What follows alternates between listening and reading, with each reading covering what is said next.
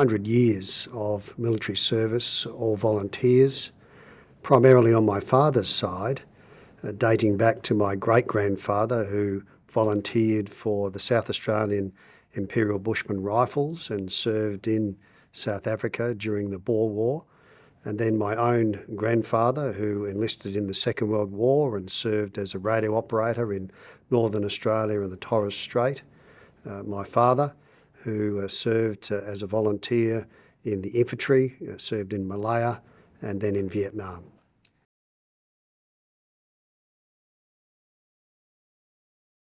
Well, as a son of a soldier, the military life was embedded in me quite early, and the fact that my father was serving, training for Vietnam as I was born and growing up, it was quite prominent.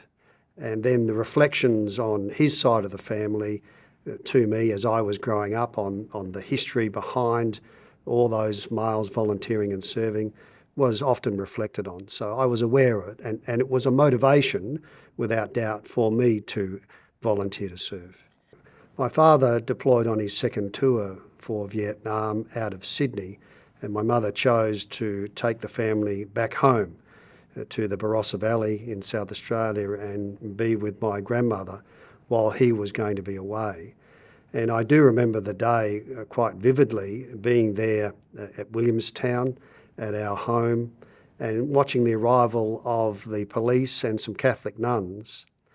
And the police went inside our house and the Catholic nuns took me around the front garden, and they broke the news to me that my father wouldn't be coming home from Vietnam.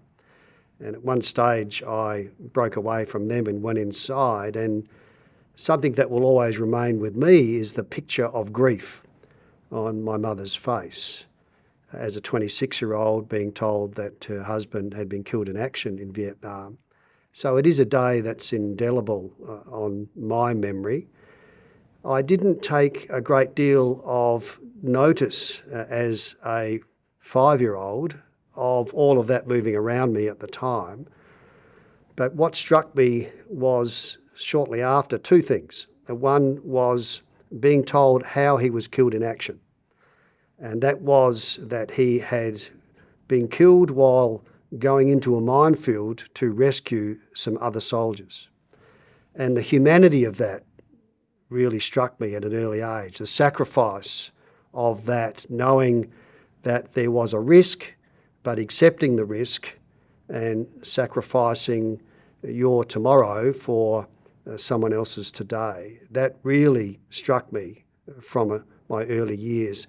The second piece was a characteristic of that era, and that was the fact that you could not talk about this experience outside of your family. I was met at school shortly after they broke the news to us, and the Catholic nuns met me at the front gate and said, "Look, don't tell anyone about the passing of your father. Don't talk about it in the schoolyard." And that was bewildering to me, but it was their way of protecting me, because this was the anti-Vietnam era, 1969, the height of the anti-war movement, and they were simply trying to protect me from being ostracised by children who might be challenging the views of their parents in the schoolyard. So it is an experience that was certainly etched throughout my life as a still point, and it was a motivation for me to join the armed forces. It was from that moment where I had realised the humanity of my father's sacrifice and death and the motivation to emulate his service as much as I could. There was clearly a motivation in terms of the lifestyle that it offered and the benefits that it offered from a career perspective, which is why I chose to apply for scholarship entry to Duntroon, because there was a university degree, and whichever pathway my career would take me, I knew that there was sustenance following service in education, in other benefits for the next career. So it was a motivation through my father's service, through an adventurous mind of enjoying that lifestyle, but also having an eye on the future.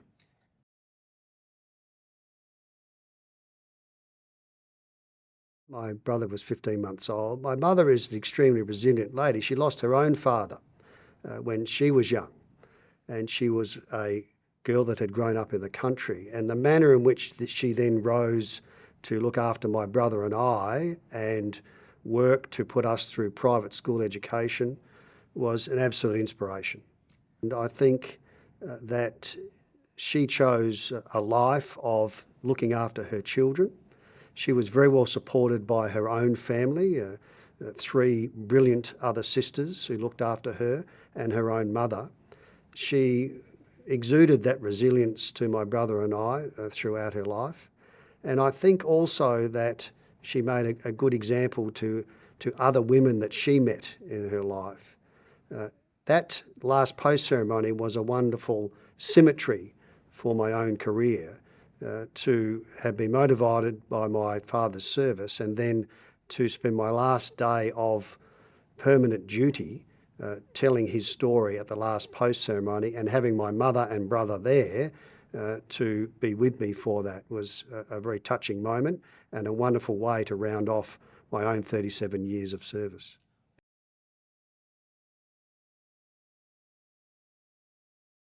I had served in the Army Cadets in high school. I had done a schoolboys visit to Duntroon and spent 3 days there being guided around the curriculum and the training. So I was not surprised on my first day with the procedures of breaking in from civilian life to military life and the alignment to discipline and the training in the field, etc. I was familiar with all that, having grown up on sheep farms and spent time living out in the bush myself. So day one was not difficult for me in that I was ready for the discipline, the sharp shocks, the training that was following there. I think I was still very young though. I'd only just turned 17 and I had a lot of growing up to do. And I was fortunate that that 4 years at Duntroon enabled me to grow up. I don't think I would have survived on a shorter induction into the Army and not having those developmental opportunities that Duntroon gave me before I went out into the significant Army afterwards. And I thoroughly enjoyed Duntroon. There are people there that I made lifelong friendships with. The training was hard. The university balance with the military training was hard, but I'm so pleased that I was able to have that experience. I probably preferred the outdoor life as opposed to the academic life, but again I was lucky. I had chosen to study arts and a double major in history and English, and I've always been very interested in English and the study of language, of poetry, and those sorts of aspects. So I had that balance, if you like, of fortune in that the military training kept me motivated, but the English literature training was also something that I was absorbed in, and it was just balancing those two time and space zones that was the challenge at Duntroon and growing up at the same time.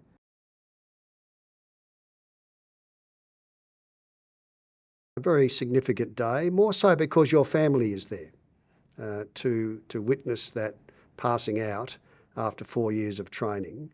And I think a sense of relief that the training was over and you were about to go into, as I described earlier, the real army. And a sense of gratitude too to those that had taken you on the journey. Now, many of the people that were instructors at Duntroon in my time were actually Vietnam veterans, and some of them knew my father. So I was grateful for them on the journey that they'd taken us through. I certainly felt ready from that 4 years of development to go into the proper army. So it was a significant day, and I was very, very pleased to have family there.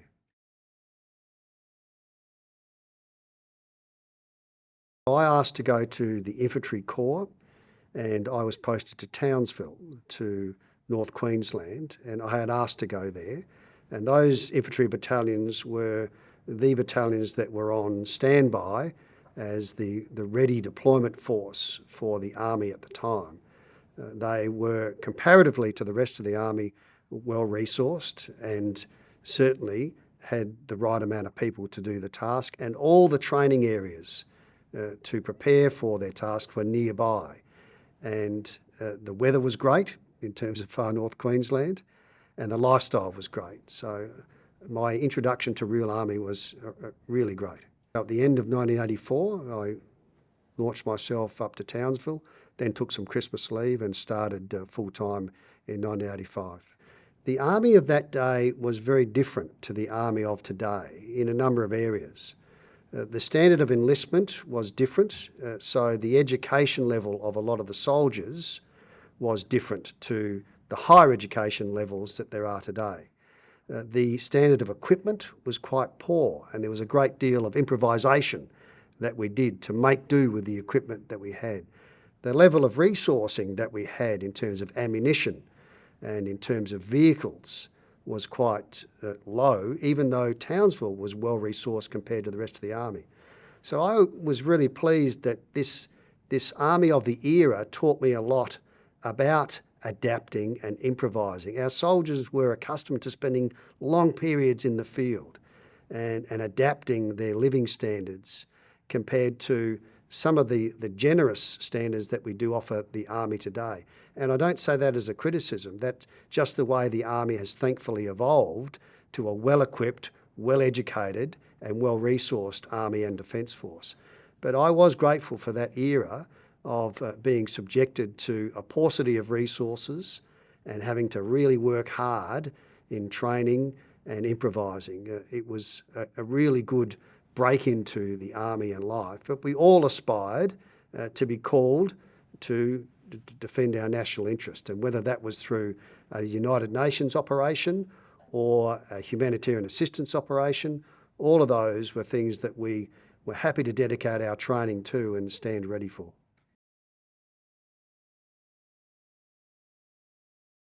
I was blessed because when I came into my platoon, yes, there were many experienced soldiers and really good quality corporals, but the sergeant was the rock. And listening to him and working with him as a team in training the platoon, I was very grateful that I had a strong sergeant. And you relied on that non-commissioned officer quite early in your career to guide you through good training, good discipline, and good approach to soldiering. So I was again very fortunate from that perspective. And I think the key was to be prepared to make mistakes. And I made many mistakes in those early years. But the secret was trying to not make the same mistake twice. But what held me up was having that experienced group of non-commissioned officers.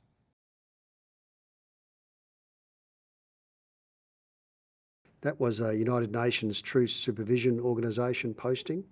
So we had about 30 Australian Defence Force officers would go across on a 12-month rotation, and our task was to observe the ceasefire truce between Israel and some of their neighbouring countries. I did 4 months initially in Syria and observing the Golan and the ceasefire line there, and then I did 8 months in Lebanon, observing the ceasefire line between Israel and Lebanon. And a routine was normal that you would go out for 3 to 7 days onto an observation post. You had vehicles to patrol out from that post and liaise with those UN forces that were enforcing the ceasefire, but you were unarmed and you relied more on your personality to seek your observation of the troops and engage with people who were in that region. The most significant part of that experience for me was in Lebanon, because I'd only just arrived from my 8-month stint in that part of the UN sector. And as I was being guided around by my Argentinian UN counterpart, I noticed that in this demilitarised zone, there suddenly appeared to be quite a few Israeli Defence Force personnel and Merkava tanks. And then shortly after that, I was standing on the observation post observing from Lebanon into Israel, and I saw these tank transporters being moved into position and tanks being moved off.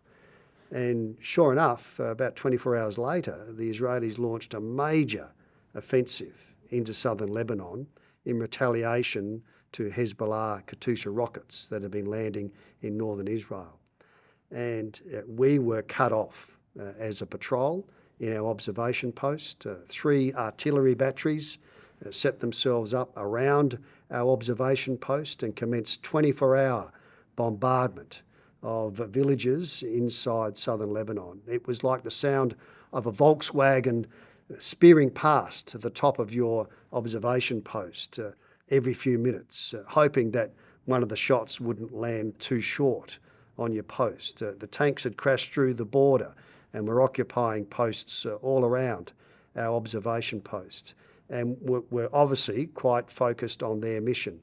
And then in retaliation, continuing, the Hezbollah rockets, the Katyushas were landing around, and you felt quite, if you like, very, very helpless in some respects in that you were unarmed, but you still had a job to do in reporting as a UN organisation what was happening around you and the human tragedy of what was happening around you, as well as the military violations.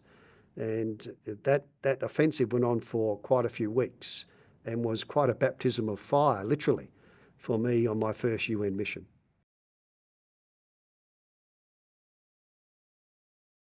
There was a power in terms of your negotiation with the Israelis and with the Lebanese militia forces, in that they didn't feel threatened by you. So I found that was useful in a lot of my negotiations. I think also I had learnt from some of the other forces that were in the region at the time who were armed, and how sometimes that armed factor made it difficult for them to achieve some of their goals as a UN force. So I appreciated being unarmed broadly, but during that offensive at times I felt fairly sterile. It was a great experience to have different contributing nations make up your patrol group. So a lot of Scandinavian countries, Finland, Sweden, and those sorts of personnel were on my patrol team.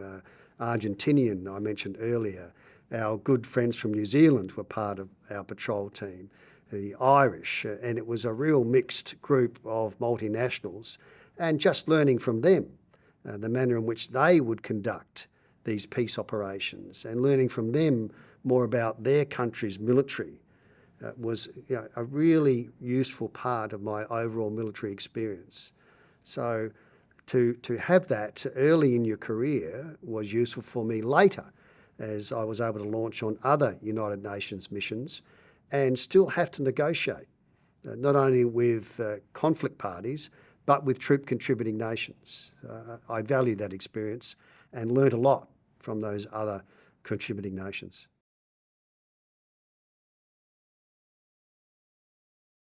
It was part of our duty to maintain connections with the local people. And the photograph that you referred to earlier was in fact taken during one of my connections with a local Lebanese family. And some of the family would act as interpreters for us with the Lebanese military or the Lebanese police or some of the Lebanese non-government organisations, the Red Cross, etc.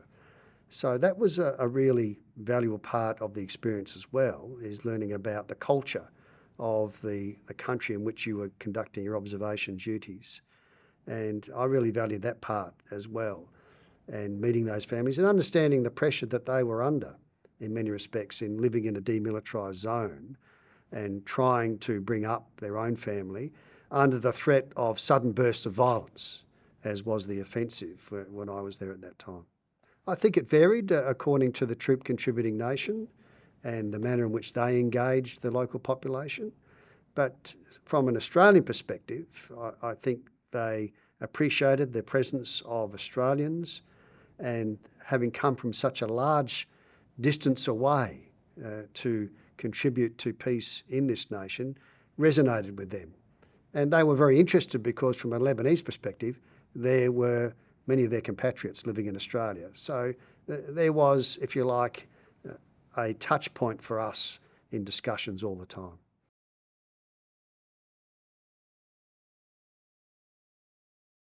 I think the Army is fortunate in that it has a pretty good, steady training and development program.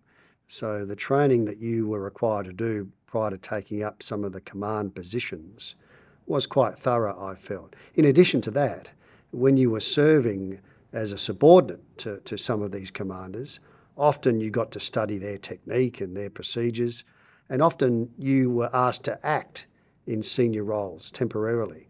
So all of that contributed to a level of confidence that I had when I was appointed to some of those positions, that this was something that I could do.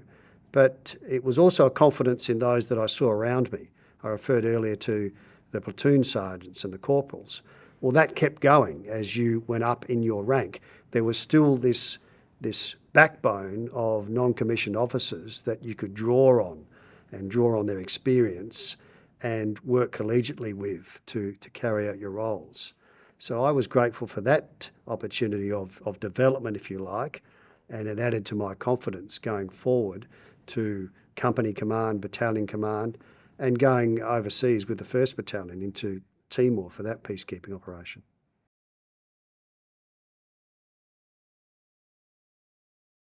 A big believer in respect as a philosophy for gaining the willing cooperation of those that you're leading to do a difficult task. So starting from a position of respect and trying to put myself in the shoes of those that I was leading was the main philosophy that I tried to follow in terms of being a leader, just this respect approach. I think also a philosophy of seeking to set the example and not asking people to do things that I wasn't prepared to do myself. And in particular, the training and development that I asked our people to do when I was a leader, I would ask myself to do that as well and hold those standards. I think that respect and example were key parts of the philosophy that I tried to take forward as a leader.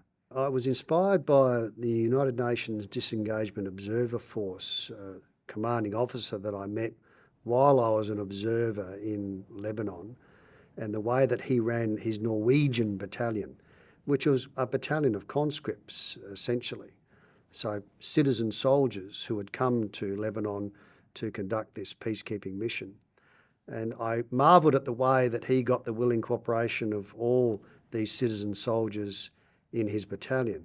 But what I marvelled at most was the way that he dealt with difficult situations, and in particular, when the Israelis launched their offensive and moved a number of tanks right into his battalion camp, and him going out on his own in front of the tanks, unarmed, and politely requesting them to move, almost like a Tiananmen Square type scenario, to move their tanks outside of his UN boundary. And when I questioned him about this later, I said, how did you use any rule of force in this circumstance? And he said, I used the force of my personality. So I thought that was inspiring, the way that he decided to present himself in a difficult situation, not delegate, in this case because it was so difficult, and not ask someone to do something he wasn't prepared to do himself, but quite brave at the same time. There's always something that you can learn from someone, and it might be a lesson on what not to do, or it might be a lesson on what to do, but it's all part of the learning process in my mind. People that did not treat other people with respect were people that I tried not to learn from, because I think that just created a toxic culture in the area that they were working with. So I did encounter those sorts of people.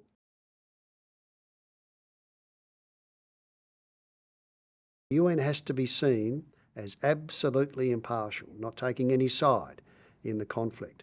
And we had to take that in as a battalion into Timor, not take sides on either position on the border with the Indonesian armed forces or with the developing Timor-Leste armed forces. That impartiality was so important that I'd learned in Lebanon. The second piece was the importance of building a confidence with the local people.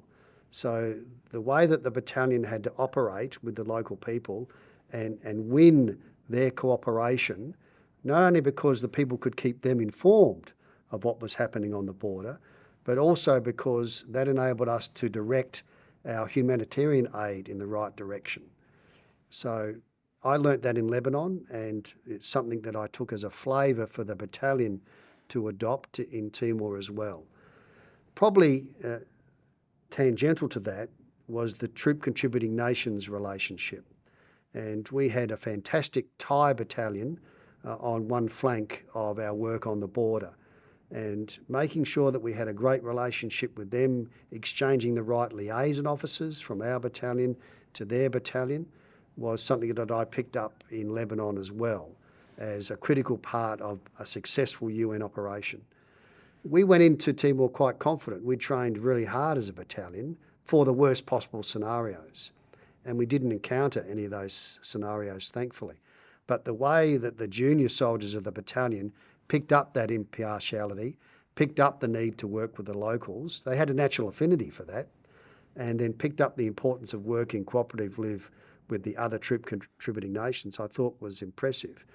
There was a significant incident on the border, one of several when I was there, but the manner in which it was handled by a young corporal was so impressive. It was an eruption of violence between two militia gangs on the border.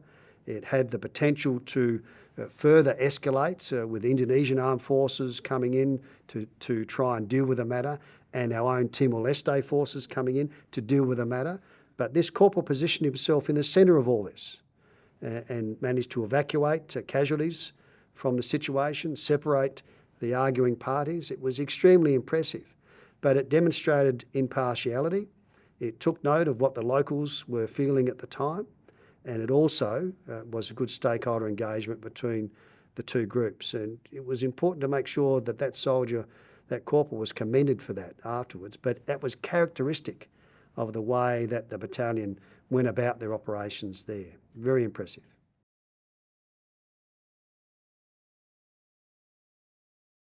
Every month we would have a tactical coordination working group with all of the forces assembled on one side of the border and the other side of the border. And in particular, it was co-chaired between the UN and the Indonesian Armed Forces. And I remember crossing the border into West Timor and going to a remote jungle location for one of these meetings.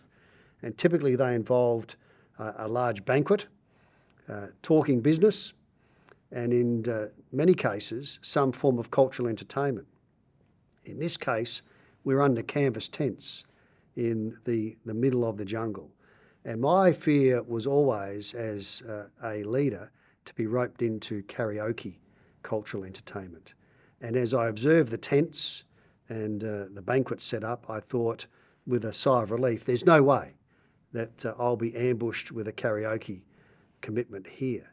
But once the banquet had finished and the meeting had finished, the chairs were cleared, a large truck with a petrol generator turned up and plugged in the karaoke machine, and before I knew it, I was up singing a duet with the Indonesian counterpart battalion commander. The song was the Olivia Newton-John song, I Honestly Love You, and that was a challenge, singing that with the counterpart in front of all my officers, who took great amusement from that experience of discomfort that I may have displayed. But that was an example of how you interacted with your counterparts there. And I certainly resonate with the view of your medic saying that having that cultural experience was valuable, whether it was a food experience or a cultural entertainment experience. It was all rich. And I think it made our soldiers better soldiers for later campaign experiences in the Middle East.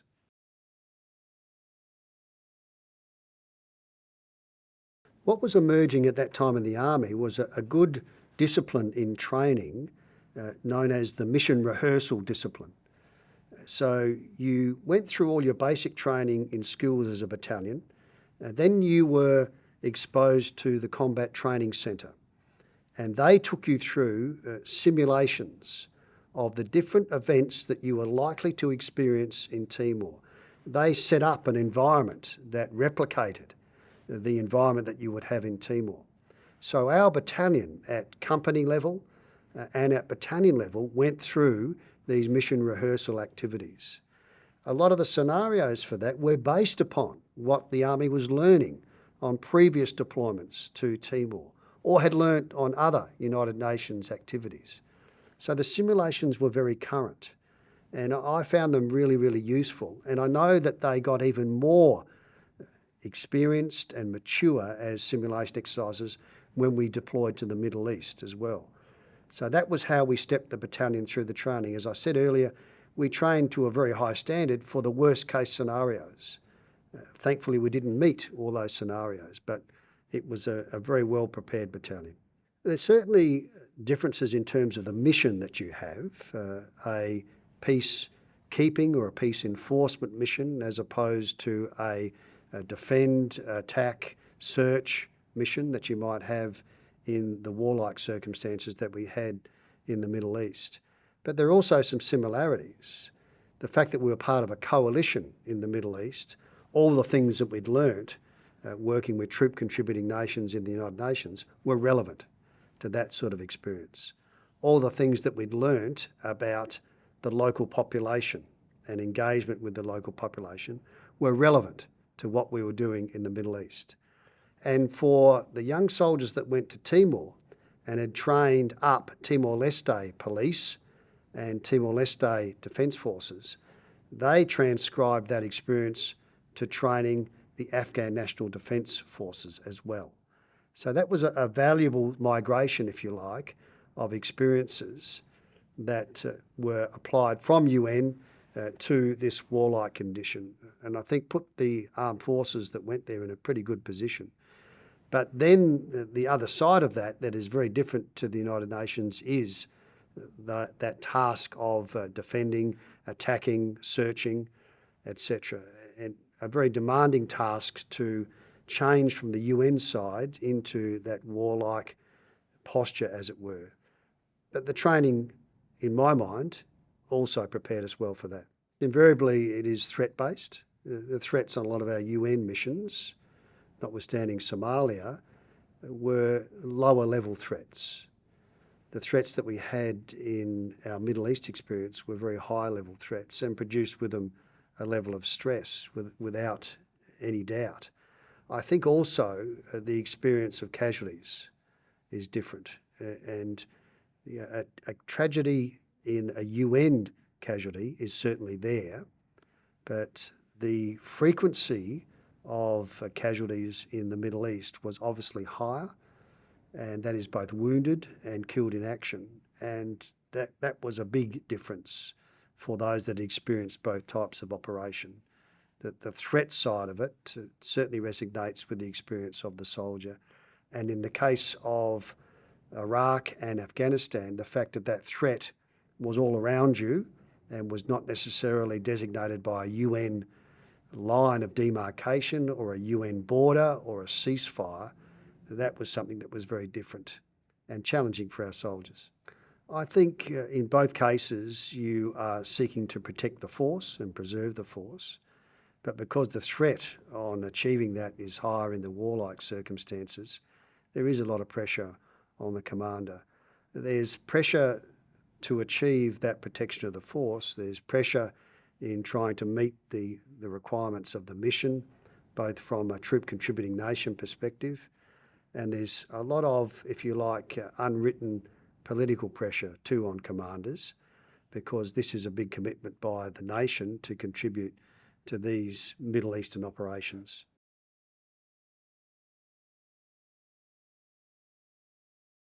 I think you were able to bring in all your leadership and management expertise in the natural disaster circumstances. Townsville was a great experience because this was a chance for the armed forces in Townsville to give back to the community that had supported us so much whilst we were going through our training and supporting our families while we were away on deployment. So to be able to get out there quickly after the cyclone had passed, to start opening up roads around Townsville, to provide heavy vehicles to evacuate people, to work on re-establishing important communications infrastructure, to delivering supplies to communities that have been cut off, and then to stretch that outside of Townsville to other communities at Ingham and Innisfail that have been struck as well. That's a wonderful experience for young troops to be engaged in that and to use all their skills that they would normally use on warlike or peacekeeping operations of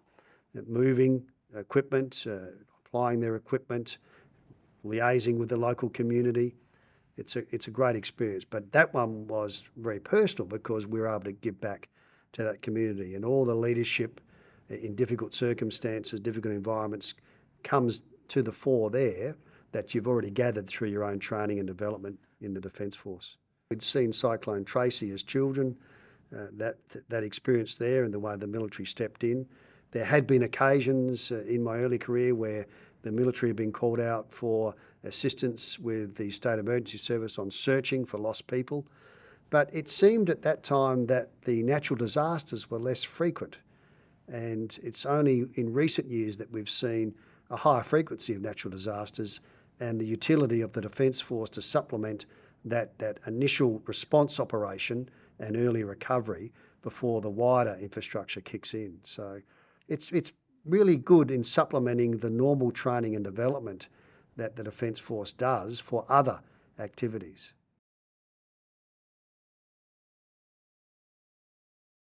I was working in the Deployable Joint Force headquarters based in Brisbane at the time, and I was the Chief of Staff of the headquarters. And we were given the task of assembling a joint task force and heading across to Indonesia to support the Indonesian armed forces and government effort on responding and recovering, specifically in Sumatra and Banda Aceh, down the tip, which had borne the brunt of the earthquake and the subsequent tsunami. So I assisted in planning and executing the operation, and I have to say that from a environmental and a traumatic experience, that was significant for all of us that were involved, because the human tragedy of that had to be seen to be believed. The human tragedy of not only the earthquake collapsing buildings on the population, but then the tsunami coming through afterwards, couldn't be captured through the media reports. You actually had to witness it there. I remember we set up the joint New Zealand-Australian hospital in Banda Aceh inside the old hospital, and we had to obviously refurbish it from all the mud and infrastructure that had collapsed initially. But the tragedy of that was the bottom floor of the hospital had been the children's ward, and the casualties that had occurred there were prolific. And that's in addition to all the other casualties that Banda Aceh had experienced, and the mass graves that had to be created to deal with all these casualties, the tragedy of other casualties still coming through and being looked after by our hospital, the engineers delivering aid out to remote areas that have been severely impacted. It really was far more confronting than any other operation that I'd been on from a human tragedy perspective. And I know it affected many of the troops that went across there, because you could not put in words the human tragedy that we experienced there.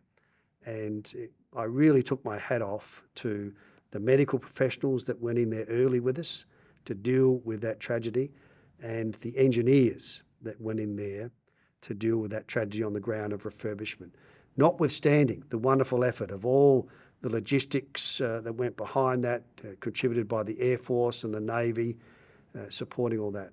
But that operation does touch my mind often in terms of the human tragedy of it, and what the soldiers, sailors, aviators actually had to experience there was far worse, in my mind, than some of the war zones that they'd been in. And I count Lebanon in that as well. I'd seen some horrific things, human tragedy-wise, after the Israeli offensive, but this was significant.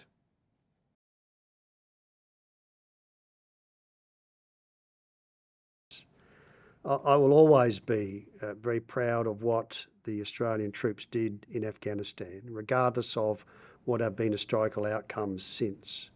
But to witness their achievements in being in the remotest parts of Uruzgan and working with the local Afghans, learning from the local Afghans, and the way in which they went about it with great patience, with great dignity, and with great respect, always filled me with a sense of pride and a sense of gratitude for what they had done. And I have countless experiences of seeing engineers sitting with Afghans learning how to make mud bricks from the Afghan, or learning how to do measurements for building a koala with wood and mud. The way that they went about that always inspired me. So they were high points in being witness to the work that they did. Similarly, I mentioned earlier the tsunami earthquake humanitarian operation, watching our medics in that Anzac hospital, the way that they went about their tasks, day in, day out, fatigued, it always inspired me and has resonated me as a memory. In Afghanistan, watching the sacrifice of those that were wounded and how they responded to their wounds through the evacuation process. There were countless people wounded in action while I was there on both my presentations in Afghanistan. The hard parts were the killed in action. Because it is a small army, there are many that we knew of each other and had met people. So I remember Anzac Day in 2008 speaking to a group of Special Forces men who were about to go out that evening on patrol. And amongst that group were two men that were killed in action later on the tour. So that experience of dealing with the killed in action has always been something that's resonated with me in my time. There has been a symmetry in many ways in being a person who was witness to grief early in his life and being witness to advice that your father won't be coming home from Vietnam. And then as Commander 3 Brigade, where we had trained up troops to go across to Afghanistan, receiving the news that we had killed in action, and then taking that news to families in Townsville and having the same experience again, sitting with a widow, her nursing a young child, and having the news that her husband will not be coming home from Afghanistan. So all of those highlights, if you like, or experiences continue to resonate with me. And above it all will be the people that I was lucky to serve alongside.